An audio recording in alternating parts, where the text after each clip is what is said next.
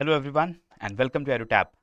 You are watching this video where I am going to tell you about the major takeaways that we have learned from the recently conducted JIB examination जो जून 2024 में ये examination JIB का conduct हुआ है। बहुत सारे students ने aspirants ने इस एग्जाम को क्लियर भी किया है, लेकिन अगर हम इस एग्जाम में चारों पेपर्स को देखते हैं, so what is the learning that we get for the future examinations, और ये फटाफट से इस शॉर्ट वीडियो के अंदर मैं आपको बता देता हूँ कि क्या इंपॉर्टेंट चीज़ें हमने देखी हैं। सबसे पहले let us talk about subject of accounting and financial management for bankers. So June में जो एग्जाम हुआ 22 जून को, यहाँ पर एग्जाम का लेवल अगर मैं देखूँ, it was a moderate level exam. Many people thought that the AFM exam was easy. कुछ लोगों को उतना इजी नहीं लगा, उनको थोड़ा सा मॉडरेट लगा, लेकिन हाँ, डिफिकल्ट किसी को भी नहीं लगा है as compare to the exams which are held in 2023। अगर उससे कंपेयर करते हैं तो जो एग्जाम्स का जो लेवल है वो थोड़ा सा मॉडरेट लेवल पे था। कंसेप्चुअल क्वेश्चंस हमें ज़्यादा पूछे गए थे। न्यूमेरिकल्स, बहुत सारे लोगों को दिक्कत आती है प्रॉब्लम सॉल्व करने में, न्यूमेरिकल्स को सॉल्व करने में, तो न्यूमेरिकल्स भी बहुत ज़्यादा नहीं पूछे गए थे, तो ये एक अच्छी चीज़ थी। So if I look at the weightage of module wise for the FM subject, तो सबसे ज़्यादा क्वेश्चंस हमें मॉड्यूल ए से पूछे गए, जहां पर अकाउंट्स के बेसिक कंसेप्ट को टेस्ट किया गया। Questions were related to accounting standards, questions were related to making journal entries, जो हमारा डेबिट क्रेडिट के रूल्स होते हैं। बेसिक क्वेश्चंस हमें बैंक रिकंसिलिएशन से पूछे गए थे। थियोरी के क्वेश्चंस कैश फ्लो वगैरह स्टेटमेंट में पूछे गए थे। तो बेसिकली आपको पूरे मॉड्यूल ए को अगर आपने स्टडी किया है, बहुत डिटेल में स्टडी भी नहीं करना है आपको, बस उसके जो कंसेप्ट है उनकी क्लैरिटी होनी चाहिए। So you could have scored very good marks in the FM. इसके बाद जो मॉड्यूल से सबसे ज्यादा क्वेश्चंस पूछे गए, it was module number C, financial management का। यहां से भी आपको बेसिक क्वेश्चंस, थ्योरी पूछी गई थी। हालांकि मॉड्यूल सी में न्यूमेरिकल्स बहुत ज्यादा होते हैं, लेकिन there were not many numericals, चाहे वो बॉन्ड्स का चैप्टर हो, या फिर फॉरेक्स ट्रांजैक्शंस हो, इंटरेस्ट कैलकुलेशंस हो, एन्युटी हो, आपकी इन्वेस्टमेंट अप्रेजल हो, हर कॉस्ट ऑफ कैपिटल, हर चैप्टर से क्वेश्चन आए थे। लेकिन सारे क्वेश्चन थ्योरेटिकल थे, कंसेप्चुअल थे। There was no numerical. Numericals अगर आए भी थे तो एक दो क्वेश्चन था करंट यील्ड वगैरह कैलकुलेट करने का, दैट इज इट। और वो बहुत ही सिंपल वन लाइनर जो मेंटली सॉल्व होने वाले न्यूमेरिकल्स हैं, देवर सीन। ओके, कोई बात नहीं। फिर आते हैं module B and D. D का जो मॉड्यूल है, इसमें भी अराउंड आपको ठीक ठाक क्वेश्चंस पूछे गए थे रिलेटेड टू कॉस्टिंग, और अगेन एक्सपेक्टेड लाइंस पे क्वेश्चंस थे, जो डिफरेंट टाइप्स ऑफ कॉस्टिंग होती है, चाहे वो मल्टीपल कॉस्टिंग हो या फिर यूनिट आउटपुट कॉस्टिंग हो, इन सभी अलग अलग तरीके की जो कॉस्टिंग है उसके बारे में थ्योरेटिकल डेफिनेशन सीधी सीधी पूछी गई है।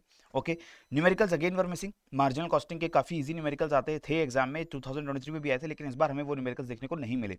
तो ओवर ऑल इन ऑल अगर हम देखें तो सबसे ज्यादा जो वेटेज है is for modules A and C. इसके बाद आपका मॉड्यूल डी, और फिर आपको मॉड्यूल बी, यहाँ से आपको क्वेश्चंस पूछे जाते हैं। मॉड्यूल बी से भी बिल्कुल थ्योरेटिकल क्वेश्चंस हैं, जहां पर आपको बेसिक अंडरस्टैंडिंग होनी चाहिए कि कैसे आपकी फाइनल स्टेटमेंट्स बनती हैं, बैलेंस शीट वगैरह, and you could have answered these questions very easily. So AFM के अगर हम पॉइंट ऑफ व्यू से बात करें, तो आपका जो मॉड्यूल प्रेफरेंस है वो A, then C, then D and then B, यही मॉड्यूल प्रेफरेंस बनता है। इसी को लेकर के आप आगे चल सकते हैं। और एक्सपेक्टेड लाइंस में, जैसे मैंने आपको मैराथन सेशन में बताया था, और मैं अपनी क्लास में भी स्टूडेंट्स को बताता हूँ कि जिस कंसेप्ट के ऊपर क्वेश्चंस आने की संभावना रहती है, उनको आप ध्यान से पढ़ें, और उन्हीं क्वेश्चंस के ऊपर, उन्हीं कंसेप्ट के ऊपर आपको ज्यादातर क्वेश्चंस पूछे गए थे। Okay, so what are the key takeaways for AFM, ध्यान से इसको समझ लीजिए। सबसे पहले तो numericals were less than the previous exams. So the people who are afraid कि न्यूमेरिकल ज्यादा आते हैं, that is why they can not clear AFM, please do not think like this. You can easily comfortably clear the threshold of 50 marks even if you do not correctly attempt all the numericals, still you can do that. ठीक है, concept based questions आते हैं account से, कोई बहुत technical questions ऐसे नहीं आते कि इफ यू आर थिंकिंग कि जो चार्टर्ड अकाउंटेंट लेवल के एग्जाम्स होते हैं वैसे क्वेश्चंस आएंगे, नहीं। जो basic accounts class 11th and 12th में स्टूडेंट्स को पढ़ाई जाती है, that is the kind of accounts that you must know, and उसके ऊपर आपको क्वेश्चंस आते हैं जो इजीली आप सॉल्व भी कर सकते हो अगर आपका कंसेप्चुअल अंडरस्टैंडिंग अच्छी है तो। फिर मॉड्यूल ए सबसे इंपॉर्टेंट है, इसको ध्यान रखना, तो ये मॉड्यूल मिस करके आप नहीं जा सकते। सो इससे एक टेक अवे और जरूरी मैं आपको बता दूं कि if you are a student who is from commerce background, that means if you are a banker and you have done your graduation or in class 11th or 12th you have read accounts, तो इस subject में आपको बिल्कुल दिक्कत नहीं आएगी। ठीक है, आपको सिर्फ और सिर्फ थोड़ा सा फाइनेंशियल मैनेजमेंट एंड कॉस्टिंग पढ़ना है, that is module C and D. और अगर आप वो थोड़ा सा पढ़ लेते हैं, सी में फाइनेंशियल मैनेजमेंट भी आपको समझने में इजी होगा, क्योंकि आपने अकाउंट्स पढ़ा हुआ है, तो आपको फाइनेंस मैनेजमेंट भी उतना डिफिकल्ट नहीं लगेगा। आप उसको पढ़ लीजिए, मॉड्यूल डी में कॉस्टिंग पढ़ लीजिए, वो भी जो है वो सिंपल टॉपिक्स हैं, कंसेप्चुअल टॉपिक्स हैं। आपका एग्जाम बहुत अच्छा क्लियर होगा, you can even score more than 70-75 marks in the exam. If you are a non commerce student, अगर आपने कॉमर्स या अकाउंट्स पहले कभी नहीं पढ़ा है ग्रेजुएशन में, स्कूल डेज में, तो आपको फोकस करना है मॉड्यूल ए के ऊपर। मॉड्यूल ए में अपना अकाउंट्स पहले आप कवर कर दिया, अकाउंट्स आपने एक बार कवर कर लिया, पढ़ लिया, तो आपका ये एग्जाम बहुत इजीली क्लियर होगा। The last thing is practice. Practice is very important. आप बिना प्रैक्टिस के एएफएम को अगर क्लियर करना चाहते हैं, specially if you are a non commerce student, तो आपको बहुत मुश्किल होने वाली है। आप प्रैक्टिस ज़रूर करिए, बिना प्रैक्टिस के काम मुश्किल हो जाएगा, क्योंकि जो भी कंसेप्ट्स आप पढ़ते हैं, डेबिट कैसे होता है, क्रेडिट कैसे होता है, उसके लिए आपको प्रैक्टिस करना पड़ेगा। You have to solve multiple questions, तब जाके that concept will etch in your mind and then you will not forget that concept ever in your life. तो इसलिए you have to make sure that you practice for that as well. So focus on conceptual clarity and focus on modules A and C for the AFM subject. बिना practice के exam में मत जाइएगा, please practice the application based questions and numericals as well. मैंने आपको बता दिया है कि न्यूमेरिकल नहीं आते हैं एग्जाम में, नहीं आए इस बार, लेकिन this does not mean that in future also you will not see numericals. Because अगर हम देखें एग्जाम्स का जो लेवल है, हर बार जब जैब एग्जाम होता है देयर आर 4 पेपर्स, और हर बार में हर साइकिल में कोई ना कोई एक पेपर जो है वो डिफिकल्ट थोड़ा सा निकल कर आता है। जैसे इस बार IEIFS इंडियन इकोनॉमी का जो एग्जाम था वो थोड़ा सा डिफिकल्ट बोला गया, स्टूडेंट्स ने कहा कि ये थोड़ा ज़्यादा लेंदी और ज़्यादा डिफिकल्ट आया था। Rest PBB, RBWM and AFM they were manageable. तो इसलिए हो सकता है कि नेक्स्ट टाइम जो आपका एक पेपर डिफिकल्ट होना है वो कोई भी हो सकता है, AFM हो सकता है, PBB हो सकता है, IIFS भी हो सकता है। तो you have to make sure कि न्यूमेरिकल्स की थोड़ी बहुत प्रैक्टिस आप करें, वो आपको ज़्यादा कॉन्फिडेंस देगा और ज़्यादा आप श्योर होंगे कि एग्जाम थोड़ा सा डिफिकल्ट भी आ जाता है, still you can qualify, right. So ये तो बात हो गई AFM की। Then comes your RBWM exam, it was scheduled on 8th of June. So RBWM again exam level was on a moderate side. Exam was not very difficult. Questions जो थे वो बहुत ही easy पूछे गए थे, moderate questions थे, theoretical questions थे. Again there are no numericals or no big case studies in RBWM. So if you would have read all the important chapters which I have highlighted in my sessions again and again, तो आपका ये exam में कोई difficulty मुझे नहीं लगता आनी चाहिए थी। Most of the questions they were asked from the basic facts and concepts, जो आपके रिटेल बैंकिंग से जुड़े हुए बेसिक कंसेप्ट्स हैं, जो बेसिक डेफिनेशंस वगैरह हैं which you have learned in modules B and C, B और सी मॉड्यूल से, वहां से आपको बहुत ज़्यादा जो है क्वेश्चंस इजी पूछे गए, स्कोरिंग पूछे गए थे। केस स्टडीज कम थी, न्यूमेरिकल्स भी कम थे, बहुत ज़्यादा हमें न्यूमेरिकल केस स्टडी नहीं पूछी गई थी। तो again as we have seen RBWM का एग्जाम जब से हो रहा है मई 2023 में ही, अक्टूबर में भी और 24 के जून में भी, 3 बार जो एग्जाम हुआ है, एग्जाम का लेवल जो है हमेशा मॉडरेट रहा है और न्यूमेरिकल्स बहुत ज़्यादा कभी भी तीनों केसेस में नहीं पूछे गए। Modules B and D were most important and but A and C से भी क्वेश्चन आए थे, लेकिन मॉड्यूल बी और मॉड्यूल डी में जो वेल्थ मैनेजमेंट के जो टॉप फर्स्ट 4 चैप्टर्स जो हैं वहां से आपको काफी क्वेश्चंस पूछे गए थे। So if I talk about the RBWM component, your focus should start from modules B, D, then A और सी को आप पढ़ लीजिए। और ए तो बहुत छोटा सा मॉड्यूल है, उसमें कुछ खास है नहीं, सी उससे ज्यादा जरूरी है पढ़ना। A is a very common sensical kind of a module if you look at it.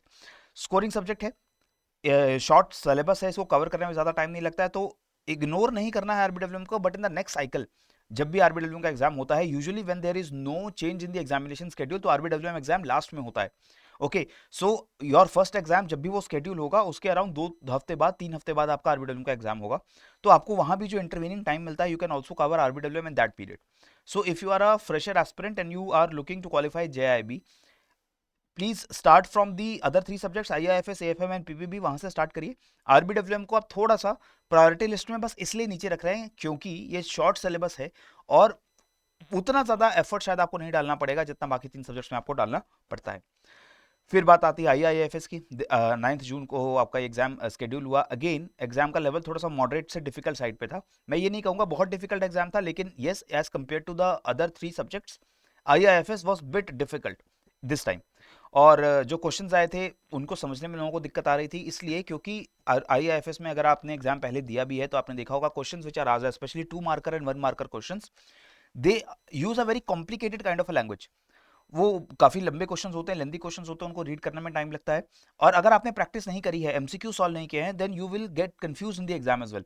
So make sure that you practice, क्योंकि ये जो लैंग्वेज ऑफ क्वेश्चंस है, many students have complain to me कि क्वेश्चन वहां पर समझ नहीं आ पाते, एग्जाम जो ऑप्शंस होते हैं उसमें हम कंफ्यूज हो जाते हैं और which is the correct option हमें वो पता नहीं चल पाता है। तो ये सब क्यों हो पाता है? Because you are trying to read that question in a very short time, and for in order to do that you must have a practice अगर आपकी नहीं होगी तो आपको करने में डिफिकल्टी आएगी। इसीलिए मैं हमेशा कहता हूँ, if you are looking to prepare for JIB through a course or you are looking to prepare on your own, whatever is your style, लेकिन टेस्ट सीरीज जरूर आप यूज करिए। चाहे आप कोर्स से पढ़ें, चाहे आप खुद पढ़ रहे हैं, कोई टेस्ट सीरीज जरूर लीजिए, क्वेश्चन जरूर सॉल्व करिए एग्जाम में जाने से पहले, ठीक है। Reading the book is not enough, practice is very very important. Mock test अगर आप नहीं देंगे तो आपकी जो स्पीड है क्वेश्चंस को पढ़ने की, इसको सॉल्व करने की, वो उतनी इंप्रूव नहीं होगी। आपको नॉलेज भले है, you must have all the knowledge in your mind, but unless and until you can solve the questions correctly in the exam, you are not going to pass the paper. Questions जो है topic से वो बिल्कुल same है, expected lines पे ही questions पूछे जाते हैं आईआईएफएस में। ये तो अच्छी बात मैंने देखी है कि the chapters that we have analysed, हमने वो मई 2023 में ही एनालाइज कर लिया था कि कहाँ कहाँ किन किन चैप्टर से क्वेश्चंस आ रहे हैं। The same pattern was repeated in October and the same pattern was again repeated in June 2024. So the chapters and the topics which are important, उन्हीं से बार बार क्वेश्चंस पूछे जा रहे हैं। तो अगर आपको इतना पता चल जाए कि कहाँ से पढ़ना है तो you can very smartly prepare for those topics. Long term preparation इसके लिए चाहिए होती है, और आपको करंट अफेयर्स से भी कुछ क्वेश्चन इस बार देखने को मिले थे। तो ये एक चीज़ थी कि you saw some questions which are related to economics, current affairs, but this does not mean that current affairs is very important for the exam. ऐसा मत सोचेगा कि इसके लिए आपको करंट अफेयर्स के लिए अलग से कुछ पढ़ना पड़ेगा, बट मेक श्योर कि थोड़ा सा आप अवेयर रहें the daily news and the daily news papers that you read and you know watch news on television और social media. I think that should be enough. लेकिन क्योंकि क्वेश्चंस बहुत ज़्यादा नहीं है, अगर आप अलग से करंट अफेयर्स की मैगजीन्स या ये सब पढ़ने लग जाएंगे तो उसमें आपका टाइम ज़्यादा जाता है, उतना रिटर्न आपको मार्क्स के परव्यू में नहीं मिलता है। Let us see in the future अगर ये क्वेश्चन बहुत ज़्यादा बढ़ते हैं करंट अफेयर्स के तो हमें अपनी प्रिपरेशन स्ट्रैटेजी चेंज करनी पड़ेगी, बट अभी there is no need to do that. लेकिन प्रिपरेशन आप लंबे टाइम से करिए। अगर आप जैब टारगेट कर रहे हैं तो मतलब वेट मत करिए कि कोई अच्छा दिन होगा, कोई शुभ मुहूर्त होगा जब पढ़ाई शुरू करेंगे। You must start immediately as soon as possible, because the subjects specially IIFS and PPB, it will take a lot of time to prepare these subjects, right? The final one is your principles and practices of banking. Again, this was on the moderate side. So overall अगर आप देखें चारों papers का जो difficulty level है, कोई बहुत ज़्यादा डिफिकल्ट या बहुत ज़्यादा इजी पेपर कोई नहीं आया था। सारे पेपर्स मॉडरेट आए थे, लेकिन आईआईएफएस थोड़ा सा मुझे लगा जो डिफिकल्ट साइड पे था as compare to the other three. So PPB में केस स्टडीज के नंबर कम थे, इस वजह से भी एक मैनेजेबल हो गया, क्योंकि यूजुअली पीपीबी का एग्जाम जो है लास्ट टाइम भी हमने देखा अक्टूबर में बहुत लेंदी आता है। तो in the 2 hours that are available, 120 minutes, many people they are not able to even read all the questions, और आपके नेगेटिव मार्किंग ना होने की वजह से you have to answer all the questions. आपको सारे 100 क्वेश्चंस अटेम्प्ट करने होते हैं एग्जाम में, वो आपका चांस 50 मार्क्स को क्रॉस करने का बहुत अच्छा हो जाता है उसके बाद। लेकिन बहुत से लोग ऐसा नहीं कर पाते because they are not able to read the questions as well. So इस टाइम पे आपकी नंबर ऑफ केस स्टडीज कम थी, बहुत ज़्यादा लंबे क्वेश्चंस आपको नहीं आए थे, तो एग्जाम उतना लेंदी भी नहीं लगा। क्वेश्चन थोड़े एप्लीकेशन बेस्ड थे, न्यूमेरिकल भी पूछे गए थे, 5-6 न्यूमेरिकल्स भी थे out of 100 in every shift I saw there was some numericals. The very good thing was कि एएफएम जहां पर यूजुअली न्यूमेरिकल्स काफ़ी आ सकते हैं वहां पर बहुत ज़्यादा नहीं पूछे गए थे, और पीपीबी एंड आईआईएफएस में और आरबीडब्ल्यू में भी जहां न्यूमेरिकल्स बहुत ज़्यादा नहीं पूछे जाते वहां पे लेकिन न्यूमेरिकल्स का कुछ नंबर ज़रूर पूछा गया था। So there was a balance among all these 3 subjects. Module C and D है, बहुत से लोग module C and D drop कर देते हैं, ए और बी मॉड्यूल पढ़कर चले जाते हैं, लेकिन हमने देखा कि क्वेश्चंस का जो नंबर है सी और डी से भी बढ़ा है इस बार। तो आप ए और बी तो ज़रूर पढ़े, A and module B, these are 2 very important modules, लेकिन उसके बाद आप सी या डी में से कोई एक मॉड्यूल ज़रूर कवर करेंगे। You can not skip both the modules and expect कि आपको एग्जाम में मतलब बहुत अच्छे मार्क्स मिल जाएंगे, क्योंकि वहाँ पे कभी भी अगर पेपर हल्का सा भी थोड़ा लेंदी आ गया तो आपके 3-4 नंबर वहाँ पर जो है ऊपर नीचे हो सकते हैं, and you have to be prepared for that. So you target 60 marks not 50 in PPB, ताकि अगर आपका एग्जाम थोड़ा लेंथी हो जाए, आपसे कुछ क्वेश्चंस मिस आउट भी हो जाए, still you can clear, right? So time management भी इसके लिए जरूरी है, बिकॉज आपको इतना लंबा सब्जेक्ट, इतना lengthy syllabus you have to cover, and then you have to also be prepared for lengthy exam. So उसके लिए भी आपको प्रैक्टिस चाहिए होती है। तो ये सारी चीज़ों का आपको ध्यान रखना। की लर्निंग्स ये हैं हमारी फ्रॉम ऑल दीज 4 पेपर्स। इसके अलावा ये वीडियो में आपने जो की लर्निंग्स देखी हैं ये तो आपको कुछ समझ आया होगा। Basic learning is that the strategy that we have used at EduTap to guide students how to prepare for this exam, that strategy works, it works very well, and papers का जो लेवल है वो unless and until it changes drastically, कोई बहुत ज़्यादा उसमें बड़ा change करके आईआईबीएफ नेक्स्ट टाइम एग्जाम लेकर आए तो कुछ दिक्कत होगा। Otherwise I think all the students who are preparing for this they are very aptly guided and well prepared. और इसके अलावा if you are looking for other sources, other free content to help you in your preparation for JIB, you can visit our website at edutap.co.in। आप देख सकते हैं हमारी website के ऊपर there are lot of free content available, you can access free materials here। जब आप free materials पे क्लिक करते हैं आपको ब्लॉग्स हमारे मिल जाते हैं। in this blogs you have everything कि आपका जो अलग अलग एग्जाम्स है, अगर मैं यहाँ पर जैब की बात करूँ, कैटेगरीज में आप जाकर इसको JIB को सिलेक्ट कर लेंगे, and once you select JIB you get all the information that you need here, चाहे वो एनालिसिस हो जून 2024 एग्जाम्स की, या आपके फ्री स्टडी मटेरियल्स हों, आपके जैब को क्लियर करने के बेनिफिट्स हैं, प्रिपरेशन कैसे करना है, सब्जेक्ट वाइज स्ट्रेटजी आपकी क्या होगी, प्री उससे पहले अक्टूबर में या मई में जो एग्जाम हुआ था what was the analysis regarding that, everything is available absolutely free of cost on our website. Please do visit अगर आपको लगता है कोई भी आपको जानकारी चाहिए तो। Otherwise you can always mail us at edutap hello@edutap.co.in। whatever problems and whatever doubts you have, you can mail us and we can obviously try to guide you. ठीक है? Otherwise you can also use the comment section below. तो इस video में comment करके भी आपको जो लगा है, अगर आपने एग्जाम दिया था, क्लियर हुआ या नहीं क्लियर कर पाया, जरूर बताइएगा कि how was the exam for you and what was the insight that you took away from this exam. I will be waiting for your comments, and if you like this video, please do not forget to subscribe to our YouTube channel and also press the bell icon so that you get timely notifications about all the free content that we put up regarding JIB, regarding CIB exams on our YouTube channel. Okay, so thank you so much for watching this video. पढ़ते रहिए, बढ़ते रहिए. जय Hind and जय भारत.